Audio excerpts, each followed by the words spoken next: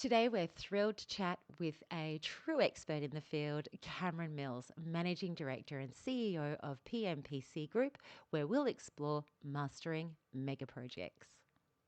At Powering ProjeX, we champion the growth of project people, empowering every subscriber to lead with distinction, drive impactful outcomes, and turn vision into victory.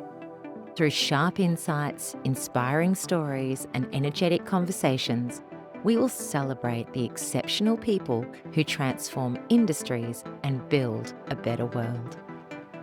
Welcome to Powering Projects from Vision to Victory, the show where we dive deep into the world of project management, uncovering strategies and insights from the industry's top leaders.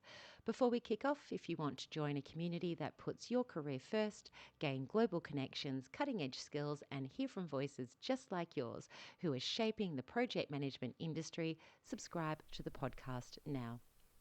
Today, we're thrilled to chat with a true expert in the field, Cameron Mills, Managing Director and CEO of PMPC Group, where we'll explore mastering megaprojects. With over 29 years of private and government industry experience, Cameron is a globally recognised project controls expert who has led large multidisciplinary teams in delivering major infrastructure projects across complex environments. Cameron holds a master's degree in project management and is a chartered project professional, a certified practicing project director, and a project management professional. His recent work includes high-profile megaprojects such as the Northeast Link Program, Suburban Rail Loop, and the Southern Program Alliance. Cameron founded PMPC Group in 2024 with the aspiration of providing project controls consultancy services in Australia, dedicated to helping businesses achieve their project management goals through personalised, results-driven solutions. The company's vision is to provide tailored consulting services, emphasising positive behaviours, outstanding culture, and trusted experience to drive project success. Whether you're a seasoned project manager or new to the field, today's episode will answer your burning questions about how to navigate the challenges of megaprojects. From governance to digital transformation, we'll explore what it takes to succeed. Cameron, welcome to the show. Thank you. Let's get started with a bit about your journey, Cameron. Could you share with us how you went from your early career to founding PMPC Group and leading megaprojects across the globe? Certainly. Thank you, Daniela, and thanks very much for having me on your podcast. I finished university 30 years ago with a Bachelor of Arts degree that I didn't know what to do with. So my wife's father, my father-in-law had a construction company, so I went out and started working with him, and that got me into the construction industry. So we built roads, subdivisions, stormwater drainage, a lot of concrete construction, that sort of stuff as well. I was on the tools. I was a labourer, pipe layer. I learned how to operate heavy excavators, all sorts of equipment, and spent 7 years doing that. And then I decided that I wanted to continue my education, so I did a postgraduate certificate in project management. We moved to the UK and I started working on the contractor engineering side. Worked my way up to project manager for many years and then construction manager. I did my master's degree, so I just kept that theoretical balance going with the practical application. And I started specialising in project controls around about 15 years ago. So all of my roles in the last 15 years have been dedicated primarily to project controls. So always wanting to start my own consultancy. It's been a year now. So it's taken 28 years to get there. That's an amazing journey. I didn't realise you started on the tools. Yeah, absolutely. How's that? That's quite an amazing story. So jumping into our first question about the juicy world of megaprojects. Megaprojects are often defined, as projects with a budget over $1 billion, long timelines, high complexity. From your experience, though, what makes a megaproject fundamentally different from standard projects? And what are the biggest challenges that project managers face in delivering them successfully? I think fundamentally scale. So you could argue that smaller projects can be highly complex and highly risky. So I think scale is the biggest thing that most people really struggle to get their heads around. When I was on the Northeast Link program, we sit down and we talk about, what they'd be turning over in a month. And I can remember at its peak, From memory, it was looking at something like $450 million or something like that a month at its peak. And one of our most senior executives, who'd been around for 35 years, said the biggest project he'd ever been on did about 200 a month. So that the actual scale, so the resources that are required, labour, plant, material, subcontract, white collar, blue collar. I think the physical scale of the requirements to deliver something like that, even though I think we could certainly from a resource perspective do it a lot more efficiently, but and also typically the scale is not just in those physical things, it's in area and location as well. Quite often they span quite large, particularly infrastructure projects, large geographic locations. Which brings in a lot of additional stakeholders. So definitely scale. I've been on a lot of very small projects. It can be very complex and risky, but scale would be the biggest difference, I think. Wow. And you just said something there that sparked me. You said, I think we could do things a little more efficiently. What were you referring to? I think we've got way too many people on the projects, personally. I think from both a client perspective and even a contractor perspective. So the client sets all the standards and requirements, which typically will make the contractor have to throw people at those standards and requirements. I think there is room for a rationalisation without a doubt. I think that we could actually be a lot more efficient and deliver these projects with a lot less human resources. And are you referring there to regulatory standards? Both. So there is the regulatory stuff, absolutely, but there's also the stuff that we impose upon ourselves. One of the bugbears I've got is something like a management plan, for instance. So, 20 years ago, we're doing maybe half a dozen of them. Now on some of these mega projects, you're doing 130 management plans. So that means the client and their advisors have to, develop all of the rules of racing around those, put the criteria out to the contractors. The contractors have to respond, and this backwards and forwards is just basically creating an industry. And I know as a consultant, I'm shooting myself in the foot there, but it's just not efficient. You could do it a lot better. I think that a lot of the resources sometimes in these mega projects are there because the contractor has to respond to requirements that have been put into their contract or their specifications. Now, some absolutely are needed. There's no doubt about that, but you could definitely challenge quite a significant amount. That's amazing. Didn't realise. Mega projects like the Northeast Link program are known for their complexity and scale. How do you define success for those projects, and what are the key metrics or KPIs that you prioritise to ensure their alignment with strategic goals? It's interesting. There's an entire subsection of project management theory relating to definition of success. And I've read quite a few things over the years. Look, it is interesting. I mean, and success is something that moves throughout the life cycle of a project as well. So, what the criteria or the KPI may be during the development phase through to the delivery phase and on, they do change. I think the rule of thumb for the definition of success is under budget, on time, meeting the relevant specifications. But the fourth element of that really is to client satisfaction or customer satisfaction. Bent Fluberg talks about the Sydney Opera House being over time, over budget, and considered at the time when it was delivered an absolute abysmal project, and yet decades later it's an iconic part of Australia, generating millions of dollars in revenue a year.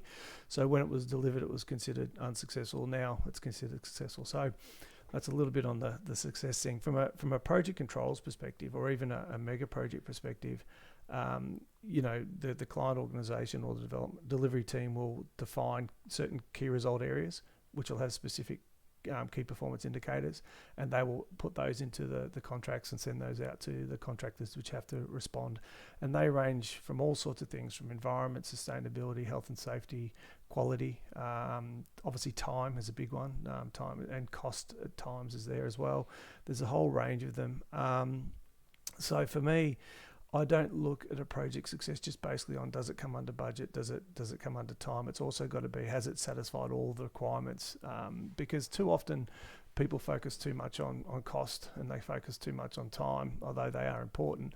But at times you get lesser focus based on things like sustainability or innovation or environmental outcomes that should be just as celebrated. Yeah, absolutely. And I do find it very interesting, the whole concept of success and failure in projects for that exact reason. Every time I hear people say, 70% of project fail, and I say it myself, and I say it with such conviction, but the reality of it is, even if it does take you an extra, year, a couple of months, a couple of days, whatever it may be, if you can celebrate that outcome and it is meaningful to you, how is that a failure? Yeah. But then again, I've got the other end of the scale where I think to myself, if something is going a year over budget and it's not achieving what you assumed the success criteria would be that are outside scope, time, and cost, why don't more of those projects stop? Because you see them continue on.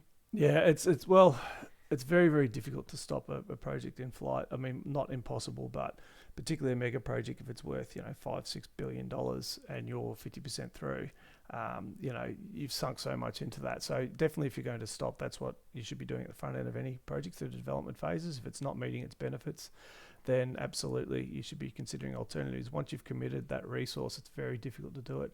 I'll tell you what's a really good litmus test that's going to happen in Victoria here in Melbourne over the next few years is you've got a couple of mega projects that are both finishing late and over budget, right? So if you say, what's the definition of success from a project, I'm going to say it's time.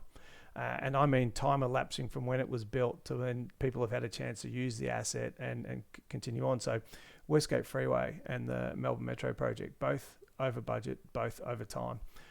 They're going to be delivered. It'd be interesting if you surveyed the people of Victoria in 5 years' time when they've been using these assets, if they would focus on whether the fact that they went multi-billion dollars over and took longer was an issue, or do they like using the asset?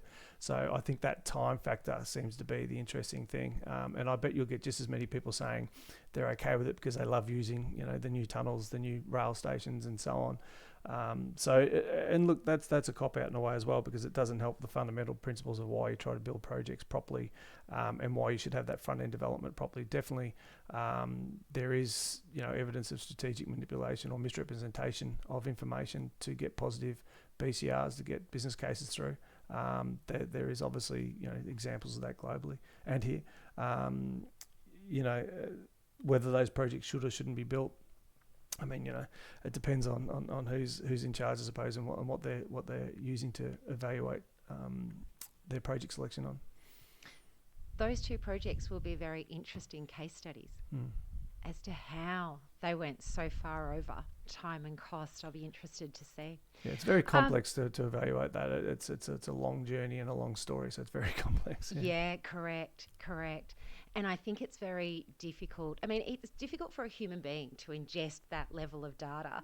And this is why I love what's coming with AI and how AI is developing, because I think its ability to really ingest all of those data points, all of those documents, and really say, you may at a high level believe that it's these three things that have led to these failures, but in fact, it will possibly be something that we haven't noticed at all.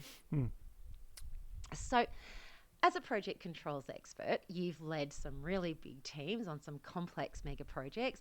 What are the most critical project control mechanisms that you engage or employ, such as cost management, scheduling, or risk mitigation, that project managers should prioritise to keep mega projects on track? It's a good question. Often I'm asked, what is project controls? And there's a lot of stuff also theoretically out there about definition of project controls. In Australia, we focus a lot on cost, risk, and time. In the States, it's a lot on risk and risk and time. And cost is a big thing in the UK. They really focus on. So geographic regions focus on different things.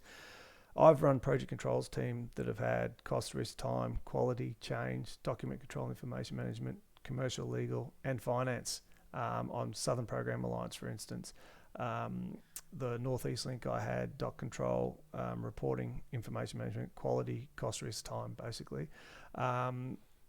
Look, I think fundamentally cost, risk, time, and change management, integrated change management. They're the four biggest things that you probably want to focus on.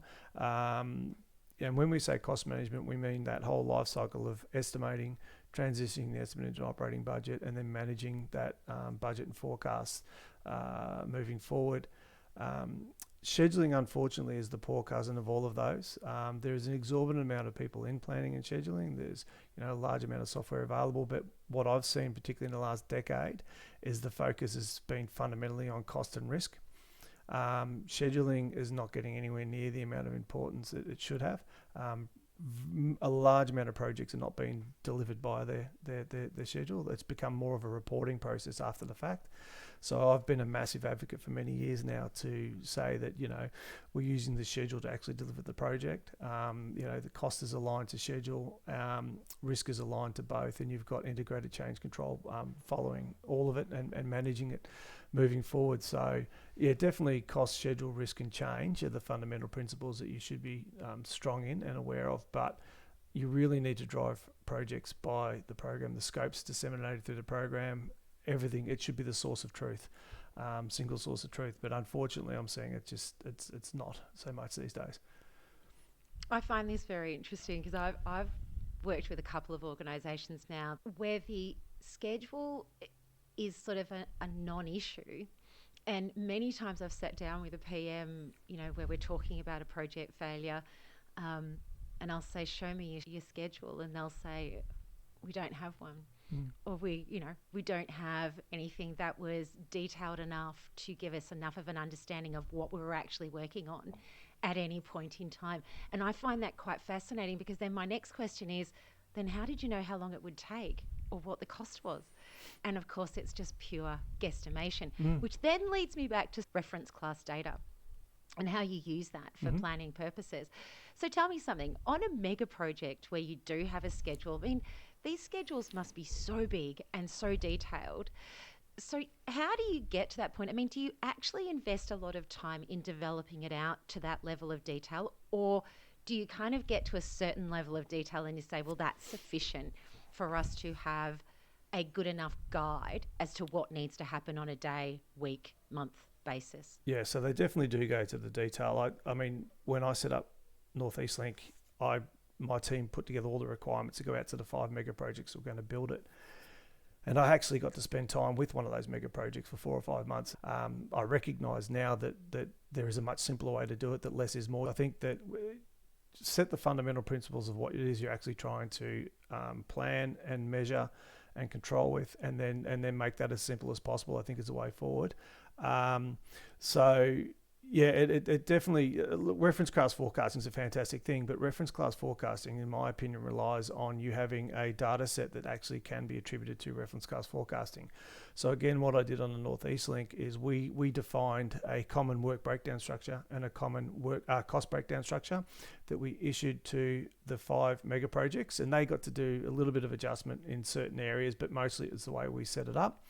And what we're looking for there is standardization of WBS and CBS across all 5 mega projects. So when they reported back into us as the client, it fed back into the way we'd structured the project and our program and our schedule and our budget. And then the intention I sold to government is if we can actually get the actual cost data and the actual time data in those structures, then we can hand that to government and they can use that for future business cases. So if you've got projects that are planning and delivering and capturing data in those common data sets, then that leads into the opportunity to have really successful reference class forecasting, because you've actually got the data structured in such a way that you can use it.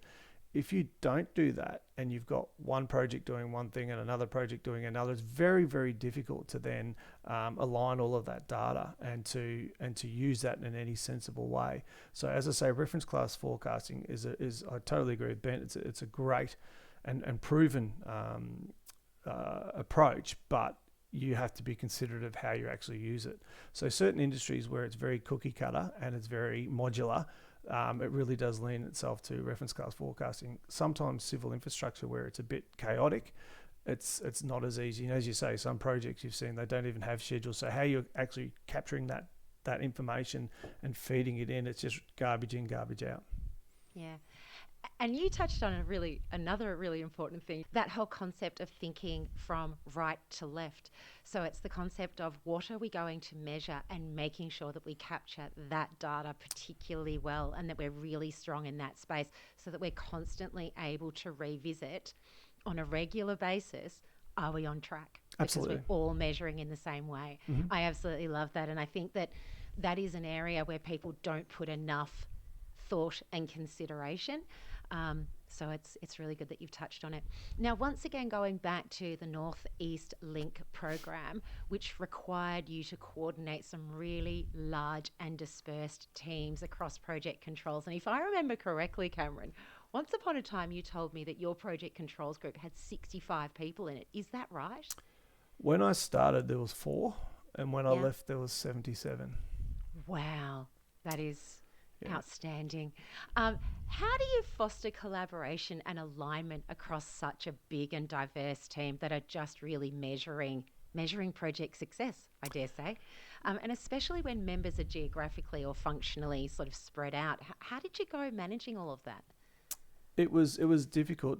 Northeast Link, when they started awarding their contracts, their 5 contracts, they went into more of a matrix organisation. So there would be the project controls team at a corporate level that would sit under me, and there might have been 30, 35 people in that, or maybe 40 people. And you're right, their role was to consolidate all the information coming in, to produce reports, analyze, review, produce reports, to run the performance review meetings, to do side elements. So they'd go off and do estimates and reevaluate forecasts. They do schedule activities, manage the quality process, these sort of things. And then the rest of the team were actually put off into the specific projects, and they were sitting under a project director client side in the 5 projects.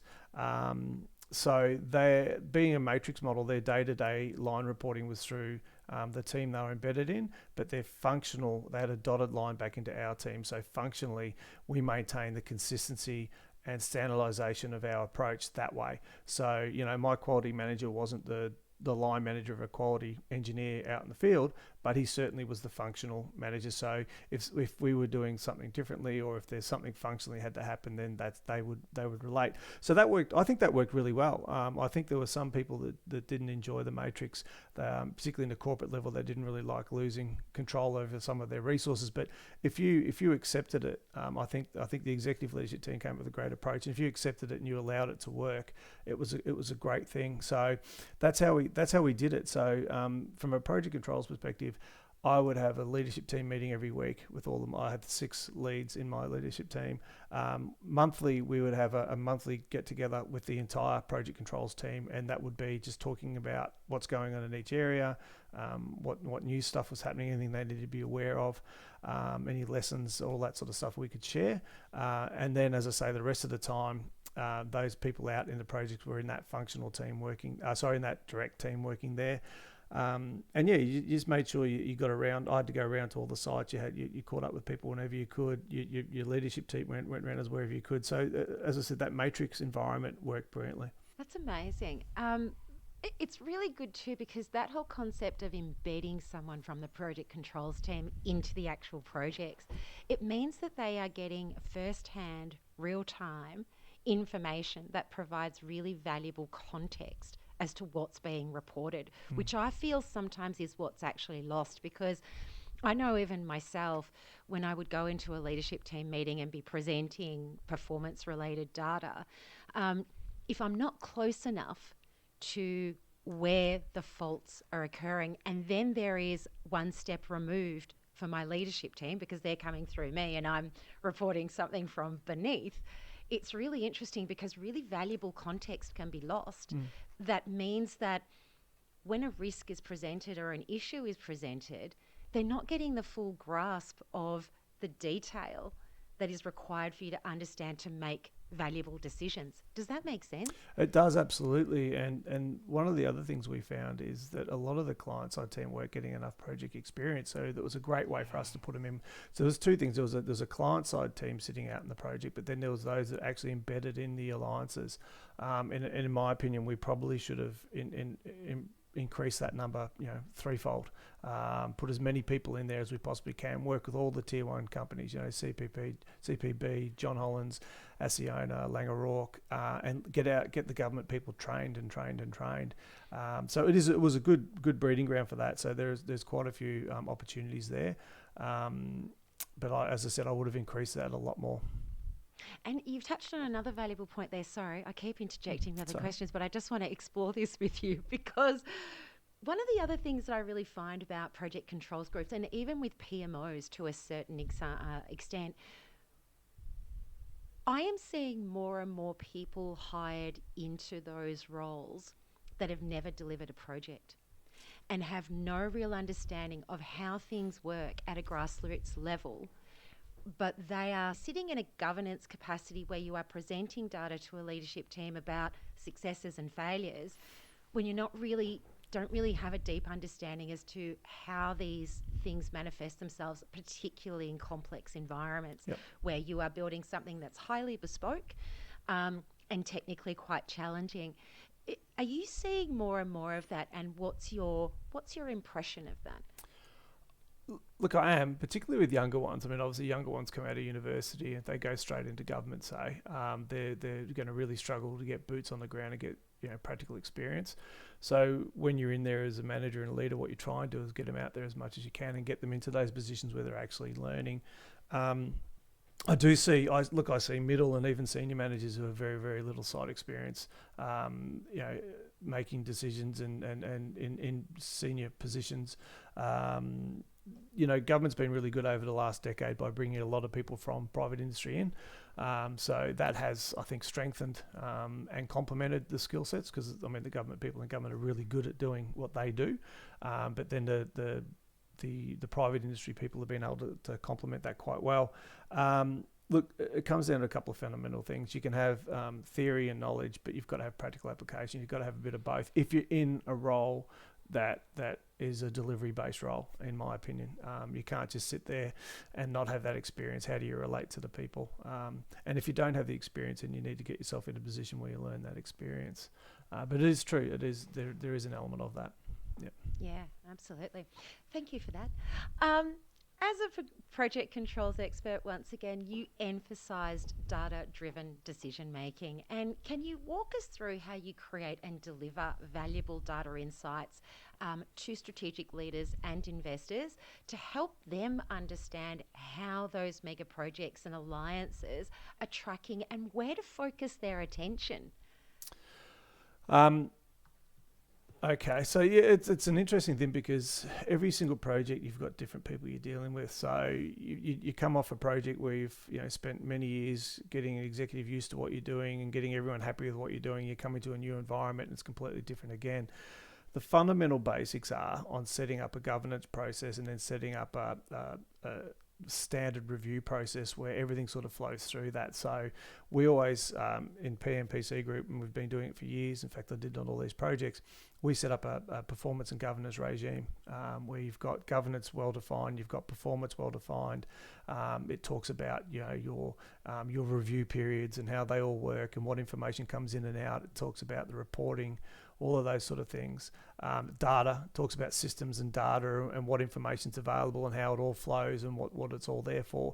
And we then create a thing called a performance review meeting or a PRM, and that's what we do with that monthly reporting cycle. So, the projects do their work, they report all the information in, and it comes into that review cycle. So it is about the structure. It's about putting the performance governance framework in place, the performance review meetings in place. You're always talking to the stakeholders, and particularly the executive, and you're bringing them along for the journey, and you're building out templates of reporting and putting that via them to making sure you're capturing what they want to see. And then that just evolves over time. Obviously, the first 3 to 6 months is pretty basic, and you're talking about the fundamentals. What was the plan this month? What did we do this month? Why? Those sort of things. And that covers cost, risk, and time. So then it's about how you bring in the other functions, and you end up with, I think it's 10 or so, 11 functions typically on a mega project, and that all comes through that planning process. So that's how I do it. I put together a framework and a review process around that framework. And as I said, when you do the governance framework, it identifies everybody in the hierarchy. So all the way up to, if it's government, you could have Premier, then you could have Treasury, then you could have the whatever. If it's in private industry, it's whoever the board, the CEO, and down. So everyone's there. You've got matrices talking about decision models. There's delegation of authority matrices built into it. So it's all all very comprehensive. And that's how you structure and you manage it. And then the reporting piece is pretty basic. It's literally, this is the information we have at the time. This is how we're presenting it, and giving you a view of what we'd plan to do and where we actually are, and what the future looks like. What would you like to see to evolve this? It takes up to 6 months on a mega project to get the reports set in such a way that everybody's happy with what they're seeing. And particularly if you go into somewhere new where there isn't a lot of technology and there isn't a lot of data, you've got to then start on that digital transformation of bringing the technology in and the data generation and getting that to align to what you need from a reporting perspective. And we all know how tough that is. It's so much easier said than done. Um, Cameron, I'm going to go back to something that you mentioned just there about the delegations of authority and the decision-making matrices, because these things are very, very important when you are presenting to governance. But what I am noticing throughout my career now is the kinds of decisions that get made at governance, and do they actually have an impact on project success? So I just want you to give me sort of your off-the-cuff thoughts about that, because what I'm noticing is, decision makers will be very comfortable making cost-based decisions, because the delegations manual will traditionally focus on cost authority and financial authority, but they're not making other decisions where I think they should be leaning into it a little more. So what are your thoughts on that? Look, it's interesting. I mean, the decisions that are made are basically beyond your control as a project controls director. I look at project controls as what you do is you provide accurate, reliable, timely information for people to make informed decisions, right? I've seen decisions be made that I scratch my head at and I can't understand, and whether it agrees with the data that's been presented or the way it's been used. And I've seen really good decisions being made. Look, it comes down to the project and the organisation. I thought Duncan Elliott, as the CEO of North East Link, was exceptional at listening to all of the different functions, and Jim Waller was the chief operating officer there, and he was very successful in guiding and sharing his experience on the way these mega projects should go. So we were very lucky to have a very strong team there. Look, it comes down to those individuals and their what's driving them, and what pressures they're receiving from above as well, and how that sort of influences the way decisions may go. But from a project controls perspective, like, my advice to people would be is don't worry so much about the decisions are made. That's not our role. Our role is to make sure we're providing that information that's correct, it's timely, it's accurate, and they can make informed decisions. As I said, I don't get bogged down too much with what decisions are made. And that just comes down to individuals, leadership teams, and as I said, context, I suppose, of an organisation or a project and where it's at. My job here is to report on what is going on. It is not to get involved in making those decisions. And what about influence? Are you responsible for influencing? Do you see of course that as you are. being part of your role? Of course you are. I mean, intelligent people in roles are always going to come and ask you for advice. They're going to ask you what you're seeing. The best directors, CEOs, coups I've worked with certainly do come and have those conversations before they make decisions. They speak to a lot of people, and obviously in most of the roles I've been in, absolutely they speak to me. They say, what are you seeing? What's your opinion? What's the data telling us? What's the risk? All those sort of things. We do a lot of work for executives in project controls on probability analysis. We run a lot of schedule exercises, a lot of cost exercises, a lot of risk exercises, and multiple different scenarios we run. In fact, that was a huge part of what we do in these roles, is you're running a lot of different scenarios. You hand it to the executives, they come back, they make some alterations, you go back to them again, and so they're making informed decisions based on all of that work. It's not just them, deciding to go a particular way. A lot goes into major decisions. So we definitely do have a strong influence, and I always found I had a fairly strong influence in the roles I held. Okay. And so when you're talking about scenario analysis, you're actually saying, if this risk manifests itself, this is going to occur, either to the timeline, to our supply chain, to our costing, our schedules, all the rest of it, and this is what we propose will be the endpoint, the financial endpoint the time endpoint. Is that what you mean? From a risk perspective, yep, absolutely. From a cost perspective, you can run multiple scenarios, and that would end up with cost flows of basically saying, well, if this occurs, then this is what it's going to look like, and so on. Time's exactly the same. You know, your endpoint's here, but it could move to this, it could move to that. So, absolutely, they're the sort of variables you play with. Yeah.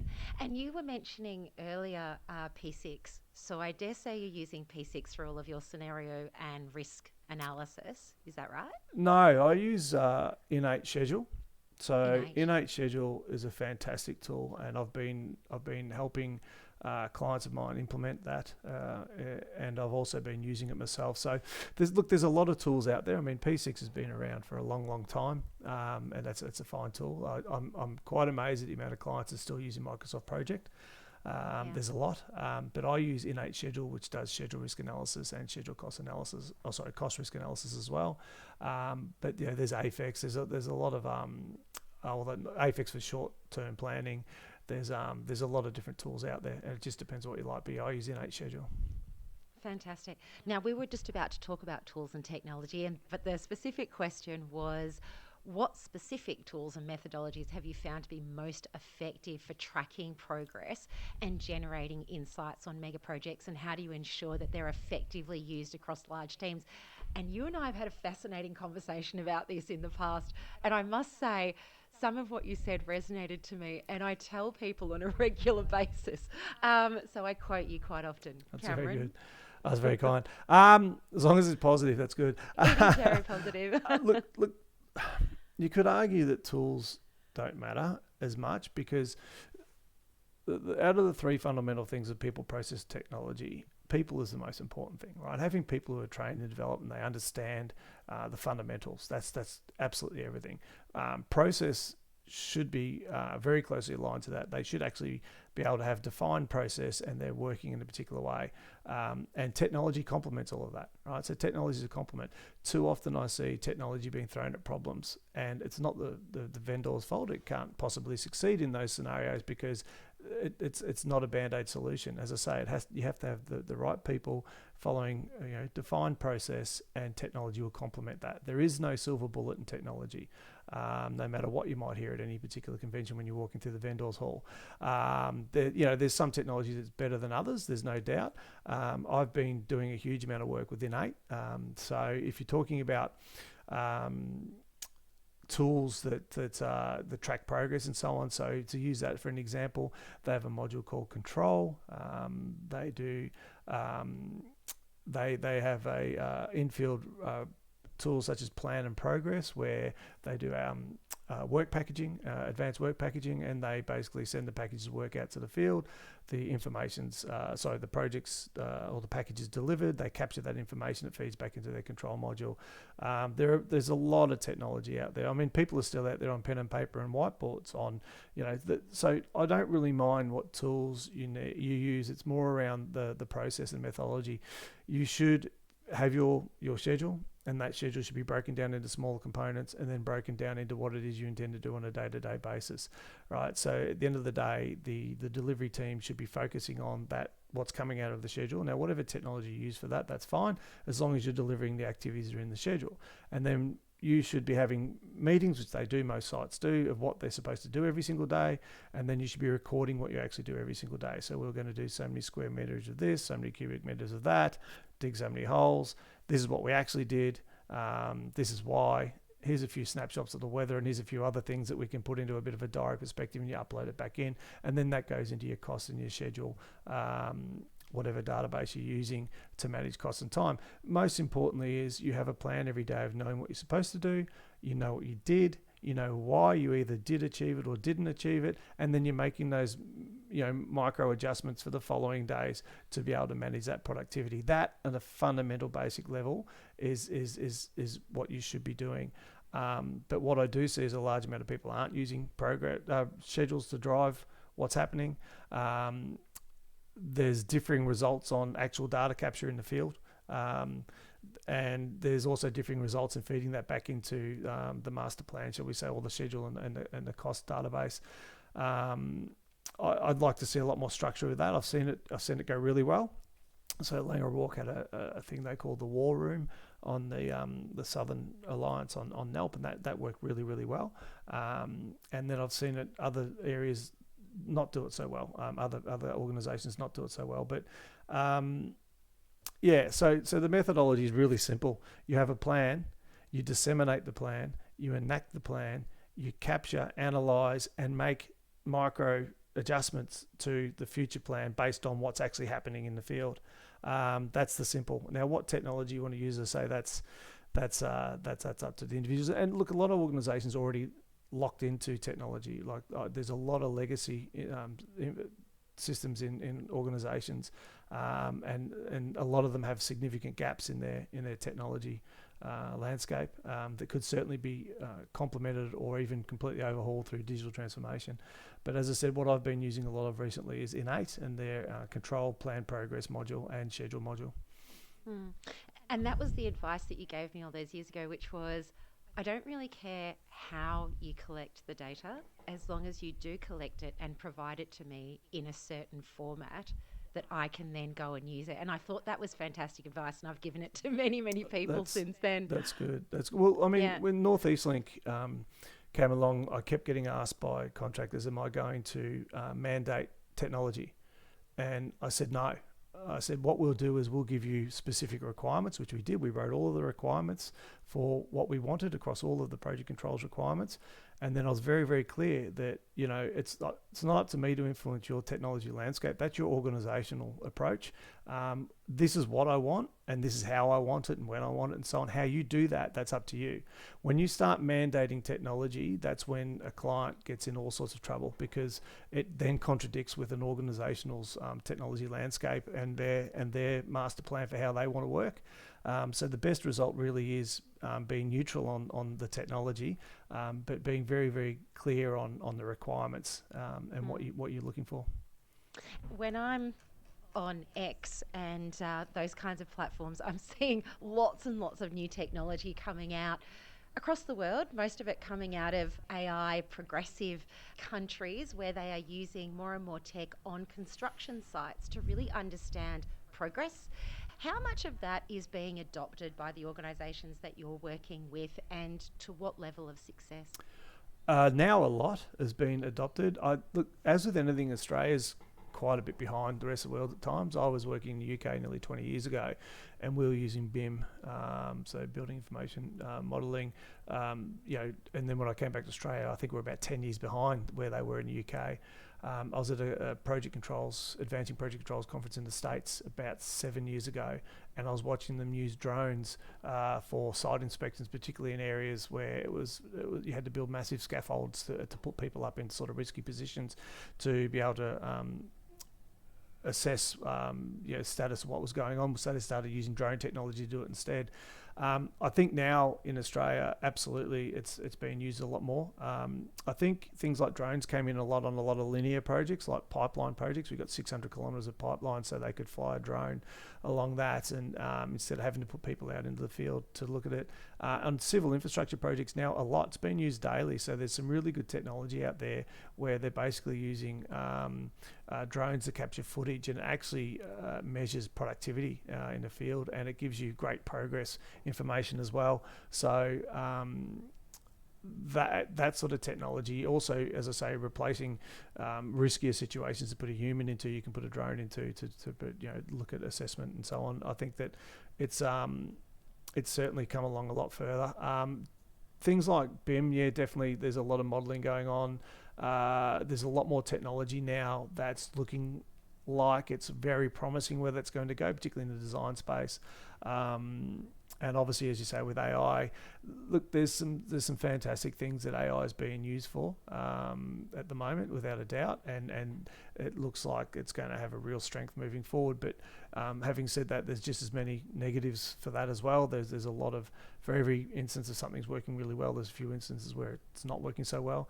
And as I'll say always, technology doesn't replace the requirement for people to learn the fundamental basics. But definitely we're using a lot more technology, and even the software we're using now, Innate Schedule I touched on earlier, it's got it's got AI built into it, where you can do predictive analysis. And if you've got multiple schedules that are very similar type of schedules, you can actually build that into the system, and it will run, create scenarios for you. It'll also create schedules based off that information that's been fed in, saying, "Oh, I recognise you're building a bridge. There's 10 other schedules you've built bridges with for. Would you like us to use that as the basis to form the template?" And it builds a template for you based on those outcomes. So it's incredibly useful stuff. There's a lot of technology out there that's doing this now. So I think it's really exciting, but it's always with that caveat that you have to still have that human view and sense view, shall we say, to make sure that it's working. Yeah. And what I love about that, especially with the AI use on sites, is that you have a third avenue of data that's coming in that is not biased.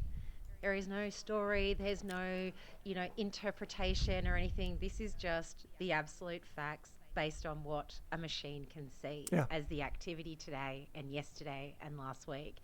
And that must be a bit validating for you, because it means I've got an independent view of what's going on. Yeah, it removes the human biases, there's no doubt. But as I say, from what I see with the large way the technology has been moving, there's still a lot of work to be done to make sure that it's reliable.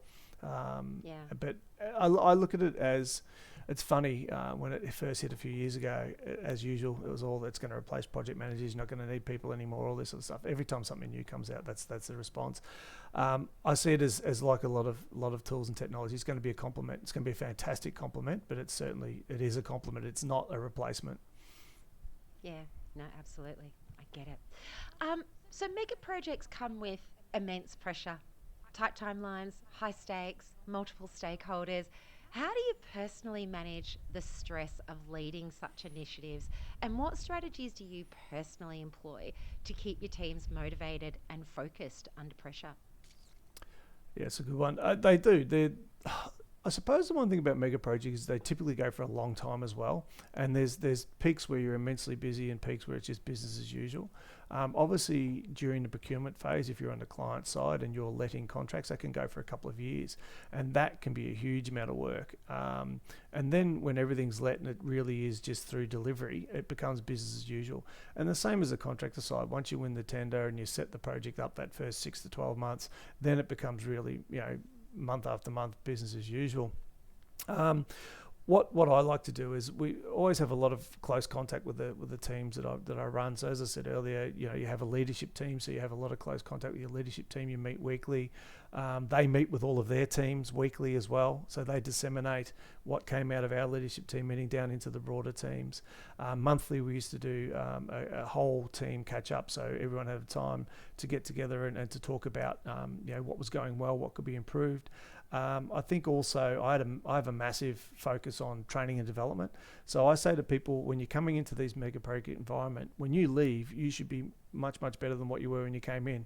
So use the ability to learn here. So whether it's putting you on courses, additional training, more education if that's what you're looking for, training and development technology. So project control is one of the best things, is you get a lot of technology. So we train people on dot control systems, we train people on P6, we train people on cost systems, finance systems, ERPs, all of that sort of stuff. So training, development, really investing in your people keeps them motivated. And also, I think we did a lot of social activities. I was very lucky to have an incredible team, and some of the people in the team managed to run these social activities quite often. And when I left the North East Link, one of the things I'm most proudest of is their turnover rate in the project controls team was negligible over the next 2 years, because they worked so well together they didn't leave, which was really promising, which has been difficult for me over my career, because a large amount of times that I'd move on, I'd take a lot of people with me, but also people would leave, and they would say things like, when you left, so did project control. So I was determined on North East Link that after 4.5 years that legacy would stay, and most of them have. So that's been fantastic. But look, no more pressure than normal jobs. There are pressure points, as I say. Procurement and tendering is pressurizing. Monthly reporting's pressuring. But other than that, it's really just a cyclical thing, isn't it? Month after month. Yeah, absolutely. Once you get into the groove, once Yep. you hit the groove, T- it tends Takes to about be 12 just months. Yeah. a repeat. Yep. Yeah, correct. I tend to find that it's sort of the first 3 to 6 months is particularly intense Mm. because you seem to be, as much as you may have done that role and those things in other organisations, when you get to a new environment, making sure that everything is cohesive, the quality is correct. Like it just all takes a lot of thought time Mm. and a lot of bandwidth, I tend to find. So, tell me though, what about the alliancing component? Because we've not really touched on that today. And I know that alliancing is sort of that next level. And I've heard so much about it recently. Is that, how do you develop a cohesive relationship with your alliancing partners? And do you just treat them like your own team? Like, what's the difference in the method? I think in Victoria in particular, alliancing's been around for about 20 years. I know a lot of other states, not as much. I know in New Zealand, certainly not as much. In Canada, I've had a lot of contact with government departments in Canada. They're only just starting to form significant alliances over there now. The UK, it was pretty unheard of as well, but now they've created an NEC contract for alliancing. I love it. I love the alliance model. I've worked on probably about 6 alliances, 5 or 6 alliances over 30 years, and they're my favourite form of contract. They have changed a little bit now, but I'll touch on that in a minute. But traditionally, in alliances, have got a fair bit of cash and a fair bit of time. What would happen is, the participant organisations would bring all their best people in together. You get some great people coming in from the client as well, and you'd form this alliance with a lot of really good principles around no blame culture and everyone succeeds, there's win-win, all that sort of stuff. So the principles and the objectives are really they haven't changed a lot in 20 years. I think that some of the Westgate Free Alliance is one of the best projects I ever worked on. You literally were in there and you didn't know the parent organisation that the other people were from. So that was always a good litmus test of a successful alliance. It didn't matter who that person was from; they were a part of that team. I think alliances have changed now a little bit. I'm starting to see alliances lose money. So that's very interesting because that's that collaborative form of contracting was supposed to get to a point where it wasn't supposed to be that outcome. I know the mechanisms allow for it. The commercial mechanisms allow for it, but I've seen more and more be unsuccessful from a financial perspective than you used to be able to see. I think also there's been some mega alliances like the Level Crossing Authority. So a lot of people have got a lot of burnout now because they've been doing over a decade plus of these alliances, and they're really pressurising. And I know a lot of people have turned around and said they don't want to work on that sort of type of project again, and give me DNC again if you can, and all that sort of stuff. So alliancing, look, it's a good contract. I like the objectives, I like the principles, I like the idea of an alliance, but I am seeing alliances these days probably being run a little bit more like a DNC than they are an alliance. I don't think at times everybody buys into the culture and the objectives and the principles of what you're supposed to be doing. So a little bit of a reset every now and then isn't a bad idea. Get some consultants in, get them in to take people through that alliance training and what it is you're trying to achieve. But it is a fantastic model if it's allowed to work. Yeah, absolutely. So I'm going to ask you now to turn your mind to challenges that you've faced throughout your career. So, can you share an example with us of a significant challenge that you faced while leading a large project controls group, and how you addressed it to keep the project aligned with its goals? Yeah, okay. When I was in North East Link, we'd spent a couple of years setting up, and then the Major Transport Infrastructure Authority decided to do a digital transformation program across all 5 offices. So it was $110 billion worth of work together, and they did a whole thing. So multiple phases, migrating the ERP Oracle to the cloud. There was a HR system and a project controls management system as well that they wanted to bring in. So as well as actually they're bringing in Oracle Unifier as a contract management system. So multiple elements of scope. And then what happened for nearly a 2-year period is I had to devote a part of my time to that digital transformation. So I sat on what they call the project controls board for the first 12 months or first 18 months and then delegated at the last. Significant members of my team had to actually be a member of various committees and subgroups. So you had people trying to do their day job, but also having to devote their time to this initiative that went for literally 2 years, start to finish. So that was difficult. It was hard on a lot of the team members. They had to do, it was like they were doing two jobs. And to keep people motivated and to keep their eye on the day-to-day operations that they still had to do while still committing to these extracurricular activities, that was very challenging. And we had multiple people in our team across multiple subcommittees and joint committees and all that sort of stuff. So luckily I had a fantastic team. I had a continuous improvement team that was significant in helping the entire outcome of that project. But it was funny. It was one of the biggest digital transformations I've ever seen when you consider the people who were involved with it. It should have won awards. It didn't. But I put it forward for some. It didn't. But it was immensely complex. When you look at $110 billion worth of work, 5 government project officers, and we weren't the only ones. My counterparts in every office, the other director of project controls and their people all had to commit resources to get this done. And it was absolutely successful. All of the scope was delivered. It was very, very well done. And but as I say, it was a significant challenge to maintain your focus on your day job for 2 years while this astronomical digital transformation project came over the top of it.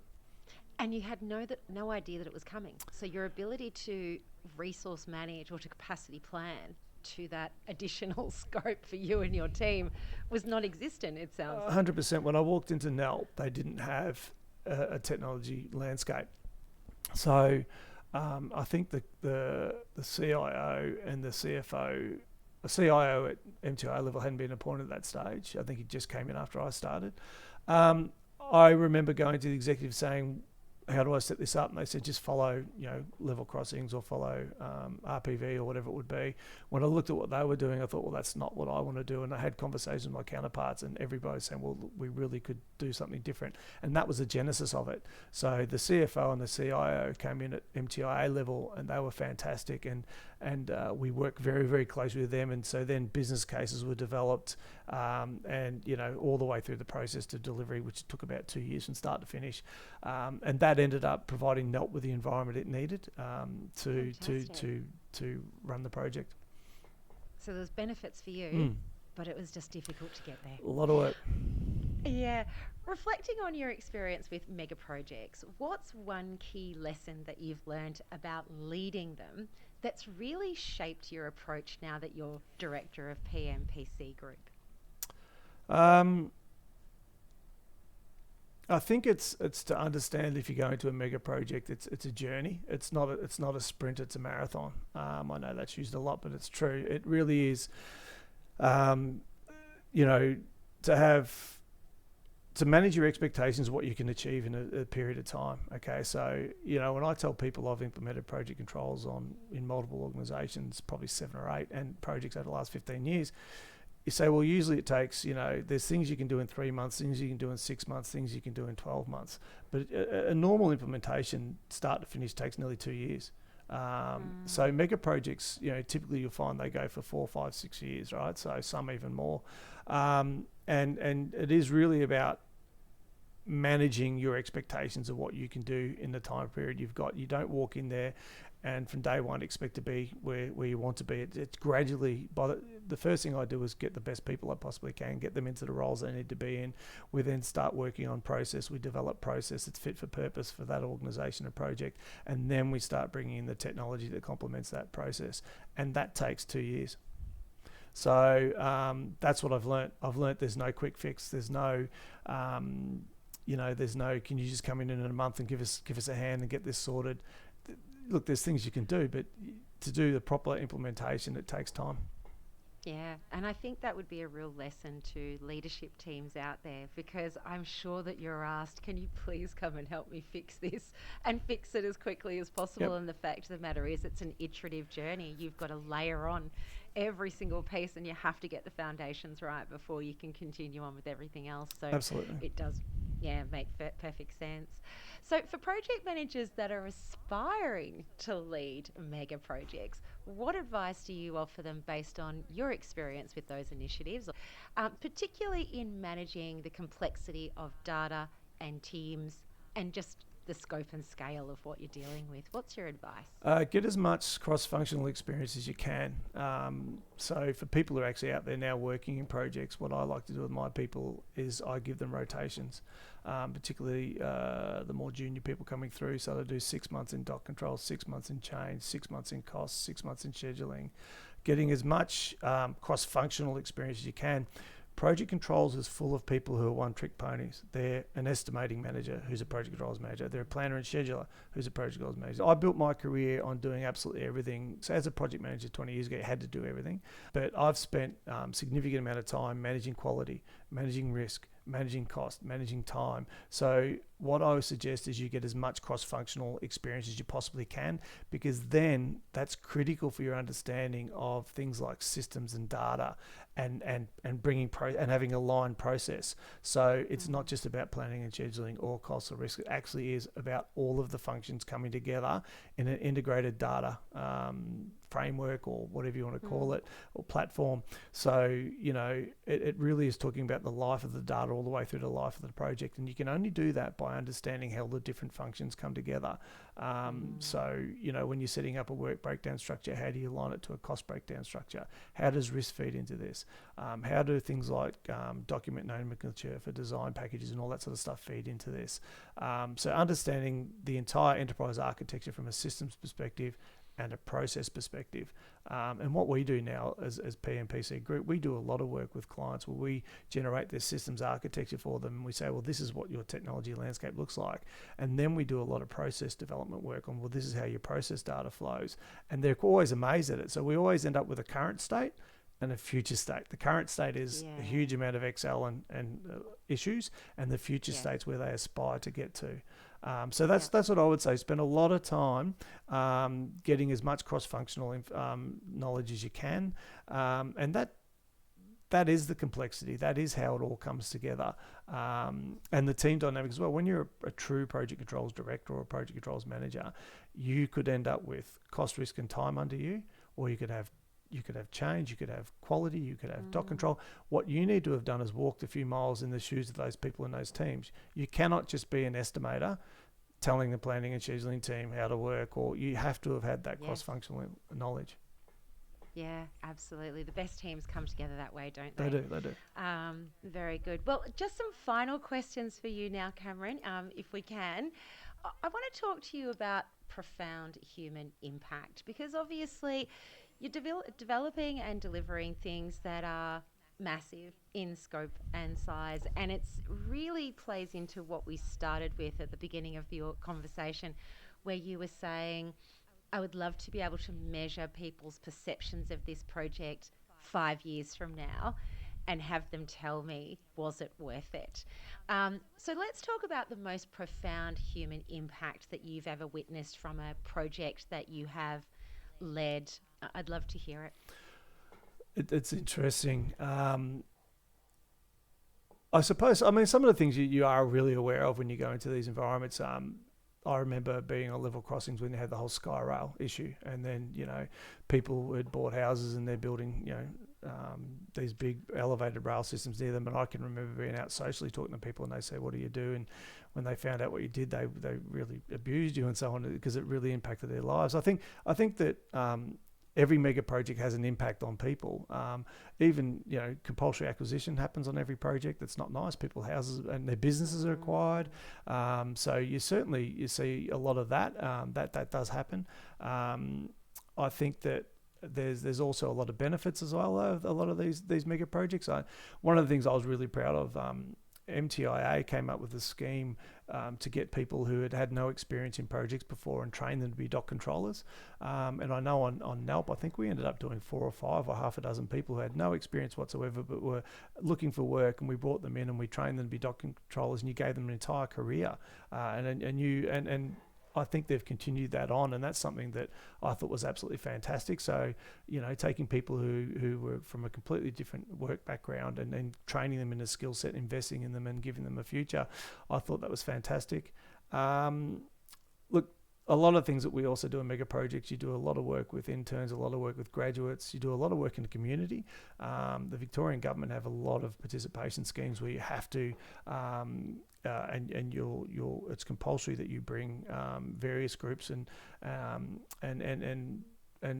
different social aspects of entities along with you. So you invest heavily in a lot of different areas as well. I think there's a lot of investment in Indigenous programs, which is fantastic. And also a lot of socio-economic investment as well, which I think is fantastic as well. They're probably the biggest sort of, because I mean, when you're on a project, I'm not forward facing, I'm not public facing. I could never do the stakeholder management role. I've said that to a lot of my friends, that's not me to be public facing. So you really are insular, but you are aware of the negatives of what these projects can bring, but you're also aware of a lot of the positives that they leave in the community and the wider society as well. So, you know, I'm pretty proud of being able to be associated with some really good outcomes there. I think you should be. And one final question for you, Cameron. As a project controls leader in our industry, are you still learning with every project? Oh, absolutely. Every day. I think that if anyone says they're not learning or they're not encouraged to learn more, then they shouldn't be doing what they're doing. I constantly learn from everybody. From you could get an intern in telling you showing you how to do something compared to, you know, a senior executive. It doesn't matter. You can learn off anybody, good and bad, and you get to filter out what's applicable. But the biggest piece of advice I say to young ones now is don't race to get to where you want to get to. Take your time.